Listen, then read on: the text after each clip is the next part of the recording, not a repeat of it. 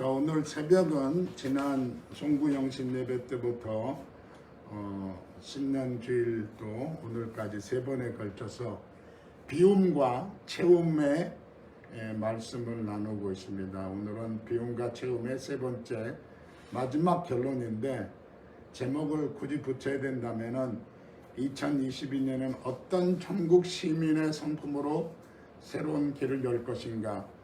금년에 저희가 새로운 길을 열라라는 말씀으로 우리가 주제를 삼고 비전으로 살아가고 있습니다. 우리가 보통 마태복음 5장 하면은 산상수훈이라고 부르면서 보통은 이제 팔복의 말씀이다 그렇게 얘기합니다. 제가 1학년 때, 초등학교 1학년 때 우리 남산교에 와서 이 팔복을 외웠던 거 기억하거든요. 그때 8명이 한 절씩 외우기로 했는데 제가 5절을 다 외워버렸대요. 그래가지고 이제 너무 많이 외웠다고 한 개만 하라고 그런 적이 있어서 기억하는데, 이 팔복의 말씀은 우리들이 잘 외우는 말씀이에요. 그리고 또 이거 뭐 심령이 가난한 사람, 애통하는 사람 이런 것들이 많이 있는데, 이 말씀을 어떻게 풀어가야 되느냐. 저도 이거 수없이 설교했거든요. 설교했는데 개인적으로 이 팔복이라는 것보다는 천국 시민의 성품이다, 혹은 크리스찬의 도덕성이다. 영어로 하면 크리스찬 virtue라는 단어를 쓰는데, 우리 성품이라는 단어로 하는 것이 훨씬 좋은 것 같아요. 크리스찬이 어떻게 세상에서 천국 생활에 연습하고 천국에서 살아야 되느냐. 천국 가면 우리들이 세상에 갖고 있던 거 다 갖고 가는 건 아닌 것 같은데, 천국에서도 사용하는 것이 바로 이 크리스찬의 성품이 아니냐. 제가 이제 교회의 기능 4가지를 얘기할 때 예배, 교육, 선교, 진교 이 4가지를 얘기하는데, 저는 교육학을 전공한 사람이잖아요. 천국 가면 필요 없는 게 뭐냐면 선교하는 거. 천국 가서 전도할 일이 없잖아요. 전도하고 가르칠 일이 없어요. 사도 바울이 그날에는 얼굴과 얼굴을 대하여 볼 것이요 되어 있기 때문에, 천국에서 계속 연결되는 게 뭐냐면 예배, 찬양하고 예배하는 거, 그 다음에 친교, 교제, 그거 2개가 연결되는데, 우리 세상의 성품들이 천국에서 계속 연결되는 게 뭘까? 그게 이 8가지 성품들인 것 같아요. 그래서 이제 이거를 풀 적에 여러 가지로 풀어요. 개인적인 삶과 연결된 성품이다, 혹은 사회적인 삶과 연결된 성품이다, 하나님과 연결된 성품이다, 그렇게 풀기도 하고요. 또 어떤 분은 십자가 앞에서의 삶, 십자가 뒤에서의 삶, 십자가 위에서의 삶. 그리고 어떤 분은 또 그냥 2가지로 요약해서 하나님과의 관계에서의 성품, 이웃과의 관계의 성품, 이렇게 풀어요. 그러니까 되게 4가지로 푸는데, 저는 이번에 주제가 비움과 채움이었기 때문에 이 8가지 성품을, 비움의 성품이 몇 가지고 채움의 성품이 몇 가지일까 보니까 전반부가 개인적이면서, 그리고 비움에 대한 것들이 많고, 그리고 후반부 4가지가 채움의 성품이다.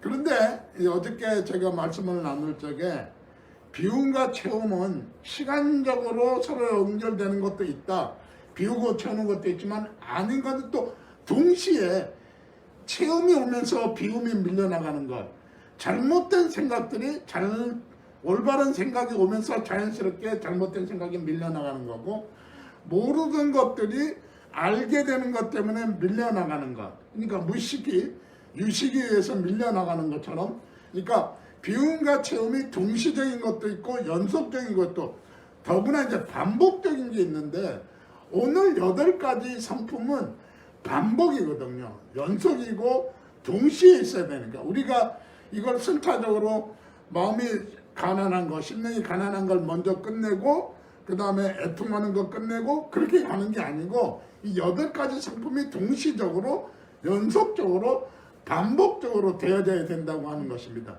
결국 이렇게 볼 적에는 8가지 성품은 예수님이 산상수훈으로 우리에게 가르쳐 주신 말씀 중에 우리의 삶과 직접 연결되어 있다고 하는 겁니다. 이 마태복음을 열면서 예수께서 산에 올라가 앉으시니 무리들이 나왔다.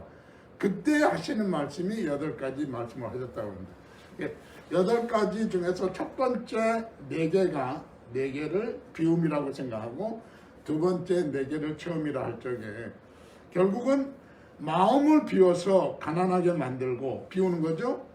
애통으로 속에 있는 우리 애간장을 어저께 우리 남 목사님 얘기하면서 애간장을 태워서 그 속에 있는 고통을 다 비워내는 것이고, 온유는 겸손과 순종으로 나를 비우는 것이고, 의를 위한 목마름 자체가 이제 비웠으니까 목마름 된 거니까 비움이 되는 거죠.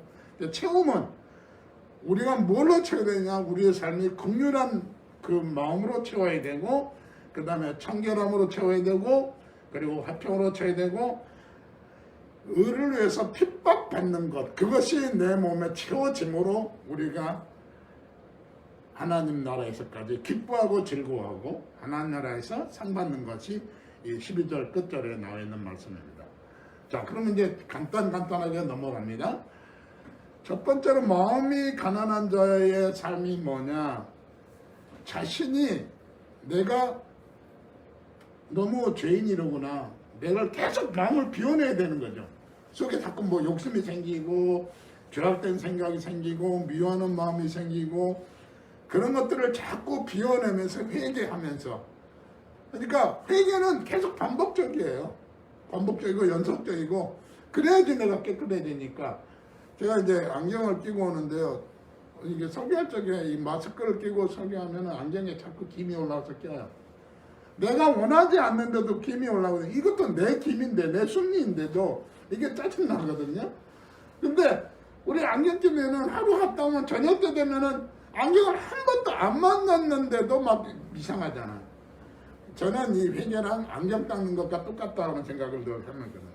그런데 마음을 비운 사람, 심령이 가난한 사람, 거기에는 천국을 준다는, 천국 준다는 천국에 평안을 주신다는 뜻이다. 그래서 마음을 비우면은 마음이 편안해져요. 천국이 와요. 왜? 마음을 채웠다는 건 욕심이 가득 찼다는 건데, 욕심은 있는데 그 욕심이 채워지지 않잖아요.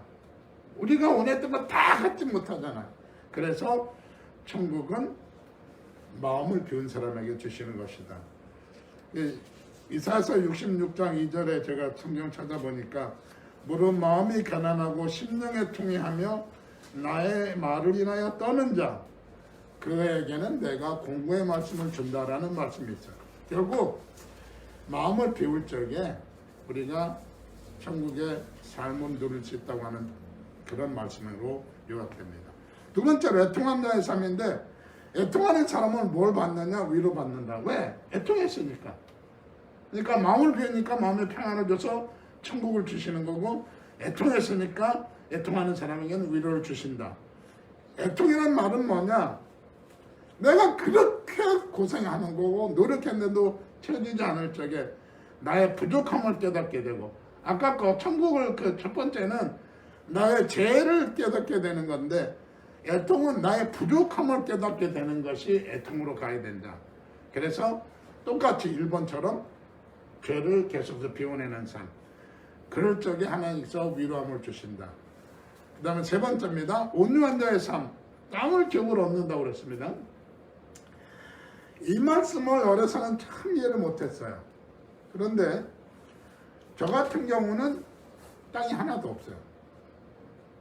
그런데 땅이 없지만은 전 세계적으로 다녀요. 이게 이번 금요일날 7일날 출국해가지고 미국으로 해서 브라질 마나우스, 거기서 상파울로, 그리고 아르헨틴 갔다가 다시 마나우로서 LA에서 집으로 이제 한국으로 돌아오게 되는데, 우리 저랑 같이 있었던 총영필 목사님이, 우리 부총장님이 하셨던 분이, 이 목사는 어떻게 인맥을 관리해, 후배들을 어떻게 관리해? 그래서 나 관리 안 하는데요. 왜냐면은 밤 11시 30분에 뉴질랜드 남섬에 도착했는데 목사들, 장로님들이 쫙 나왔거든. 차 3대가 나왔어요. 그 밤 11시 반에. 그러니까 놀랐어요. 그 다음에 북섬으로 갔어요. 북섬으로 갔는데 거기도 한 9시쯤에 도착했어, 밤에. 근데 거기 목사들이 첫 세대를 갖고 왔어요. 우리가 이제 세 팀이니까. 그러니까 놀래가지고 목사님은 내가 여행사에다 연결해서 여행사 버스가 나올 줄 알았는데 목사님들이 직접 나오니까 어떻게 하길래 목사님 장로님들이 북섬에 가든 남섬에 가든 계속 나오는가. 아, 이게 온유한 사람에게 땅을 기업으로 준다라고 하는 거예요. 저희들 사람이 저한테 늘 감동받는 게 하나 있어요. 뭐 여러 가지 실망도 많이 하지만은 그게 뭐냐면은 제가 욕을 안 한대요. 욕을 안 한대.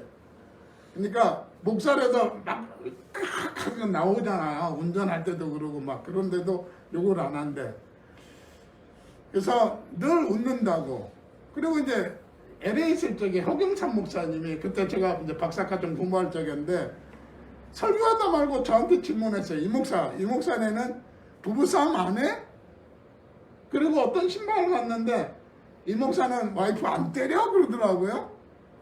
그래서 아니 노인 목사님이 젊은 목사한테 그 얘기하고 있는데 와이프 때릴 일이 없죠. 그랬더니 우리 사람이 뭐라 하냐면 내가 때리죠. 그랬어요.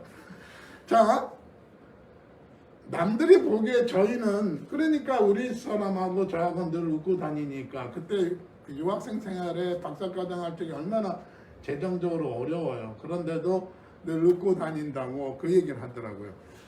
결국 사람들이 그런 말을 해요. 우리한테 성격표는 참 좋다고. 왜 그러니까 선후배 관계가 너무 끈끈하다고.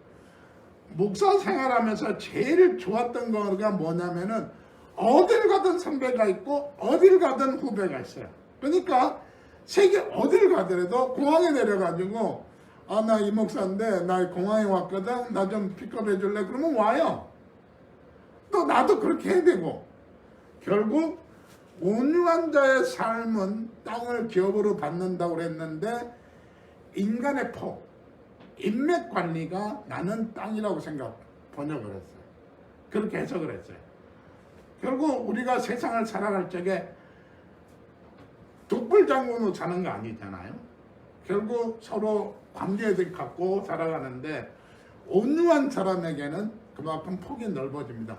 온유하지 못하면요, 친구를 끊어버려요. 전화하면은 아, 나 지금 바쁜데요. 다 끊어버려요. 끊는다는 얘기는 땅을 그만큼 잃어가는 거예요. 자, 네 번째입니다. 의에 줄이고 목마른 자의 삶이 뭐냐? 배부를 거라고 했어요. 줄이고 목말랐는데 하나님께서 주시는 복은 배부름을 받는 시편 42편 1절 우리들이 잘 아는 말씀이죠. 하나님이여 사슴이 시냇물을 찾기에 갈북한 같이 내 영혼이 주를 찾습니다. 주를 찾는 자에게는 주님께서 우리에게 배부름을 주신다고 합니다. 여기까지는 비움의 얘기이고 이제 마지막 4개는 후반부 4개는 처음인데 첫 번째 우리 속에 긍휼을 채우라고 하는 겁니다. 그러면은 긍휼을 하게 하나님께 여기신다고 하는 겁니다. 긍휼은 내가 채워야 되는 거예요. 왜? 가만히 있는 거는 긍휼이 아니죠. 가만히 있는 건 긍휼이 아니에요. 긍휼은 뭐예요? 어떻게 하면 남에게 베풀 것인가? 어떻게 하면 남을 용서할 것인가? 그런 것들은 굉장히 더 적극적으로 내가 해야 되는 것들이고 비운다는 것은 일종의 소극적인 건데 채운다는 건 적극적인 거거든요. 내가 더 해야 되는 거거든요. 긍휼이라고 하는 것은 이웃사랑에 대한 또 다른 표현이다라고 생각할 수 있죠. 그럴 적에 하나님께서 긍휼을 베푸신다. 그 다음에 6번째는 마음이 청결한 자의 삶인데 정결함입니다. 정결함은 어떤 복을 받느냐면 하나님을 본다고 그랬습니다. 하나님을 알고자 하고 하나님을 가까이 하고 하나님을 경외하는 삶을 산다고 하는 것은 순수함, 정결함, 정직함 이런 것들이 우리 속에서 있어질 적에 하나님께서 그를 나타내신다고 하는 약속입니다. 7번째입니다. 화평하게 하는 자의 삶인데 하나님의 아들이다 라고 표현한 겁니다. 예수님이 십자가에 달려 돌아가시게 될 적에 이제 베드로가 확 승질냈잖아요. 칼에 검을 뽑아서 말고의 길을 잘랐잖아요. 예수님이 붙여주셨죠. 우리 십자가에 돌아가시는 마지막 유혹이 뭐냐면은 네가 하나님의 아들이라면은 너도 구원하고 우리를 구원해라. 이게 옆에 있던 강도가 요구하는 거잖아요. 한번 본때를 보여줘. 하나님, 예수님께서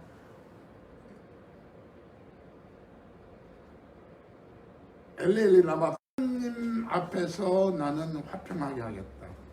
하나님의 말씀을 지키겠다. 그랬더니 로마 군인이 뭐라고 그랬어요? 이는 정말로 하나님의 아들이라는 표현을 하잖아요.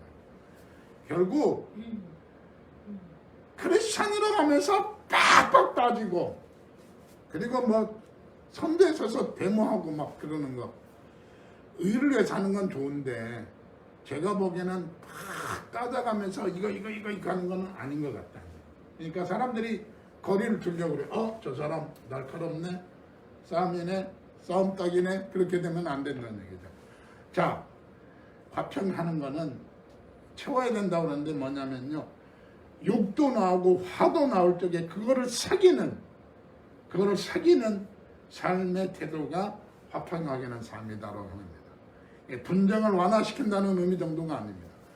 그 다음에 마지막인데, 의를 위하여 박해를 받는 자의 삶인데 천국을 얻는다고 그랬습니다. 제일 힘든 거잖아요. 그래서 여기는 제일 길어요. 10절, 11절, 12절까지 가는데, 여기 보면은 의를 위하여 핍박, 괜히 핍박받는 게 아니고 잘못해서 구박받는 게 아니고 의를 위해서 핍박받는다고 합니다. 전도하다가 핍박받고 예수님으로 믿는 것 때문에 집사라는 사람이, 목사라는 사람이, 장로라는 사람이 그 소리를 듣는 것 자체가 어떤 핍박이에요. 그렇죠? 그러니까 집사님이나 전도사님이나 목사님들 우리 세상 살면서 정말 좀 가르치고 싶은데 못하잖아. 저도 어떤 데 운전하다가 막 승질 나면은 우리 사람한테 저 가서 교육 좀 시키고 말까? 그러면 교육시킨다고 받아? 교육 안 받잖아. 우리는 운전할 적에 제일 신경을 많이 내게 되잖아요. 그러나 그거는 의를 위하여 받는 심판적인 핍박 아니에요. 그러니까 기독교인으로서 우리가 부당한 대우 받을 적에 그것까지 감수할 수 있는 삶, 그것이 팔복의 맞습니다. 자, 이제 결론입니다. 아까도 말씀드렸습니다만 이 성경에 나온 이 팔복 8가지 성품은 우리가 천국 가서 어떻게 살 것인가를 세상에서 훈련 받으라고 하는, 세상에서의 성품을 키워서 천국에서 이렇게 살 것이다라고 하는 것을 예시를 한 것으로 저는 해석합니다.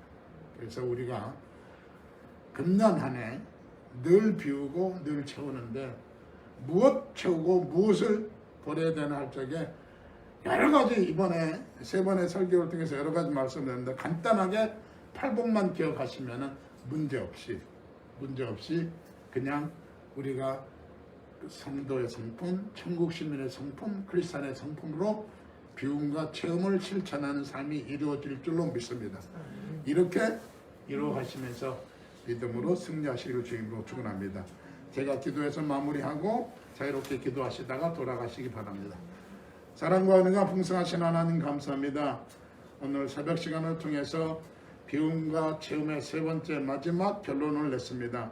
하나님, 우리가 하나님의 백성으로 세상 살아가는데 늘 비우고 늘 채우는 삶의 연속성, 반복성, 그리고 계속적인 삶이 이루어지면서 하나님, 우리가 실질적으로 여러 가지로 어려움이 당할 때마다 하나님, 우리의 마음을 비울 수 있도록 이끌어 주십시고, 또 예수 믿는 것 때문에 우리가 갖고 있는 교회 직책 때문에 받는 여러 가지 불편한 부당한 대우들이 하나님 의를 위한 핍박으로 해석하면서 믿음으로 승리하며 천국을 소유하며 하나님의 아들이라는 칭호를 받으며 또 하나님 앞에서 국례를 받으며 하나님 앞에서 배움을 받는 여러 가지 복들을 함께 누릴 수 있도록 부수적인 그런 체험의 역사가 날마다 이루어지게 이끌어 주시옵소서. 저희 교회가 금년에 새 길을 열어 가려고 합니다. 하나님, 우리가 어떤 길을 열 것인가 정했는데 하나님, 우리 개인적인 삶, 또 우리의 가정의 삶에서도 하나님 새 길을 열어 주시옵시고, 그 길을 믿음으로 가는 때 하나님 8가지 성품을 갖고 세상에서 천국 생활을 훈련하고 실험하고 감격할 수 있는 저희들 되게 이끌어 주시옵소서. 하나님, 개인 기도의 제목들이 있습니다. 하나님 날마다 구체적으로 간섭해 주시옵시고 하나님 우리가 올린 기도가 우리의 삶에서 구체적으로 이루어지면서 그것이 날마다 새롭게 우리의 간증까지가 되게 하여 주시옵소서. 감사하고 예수님의 이름으로 간절히 기도드리옵나이다. 아멘.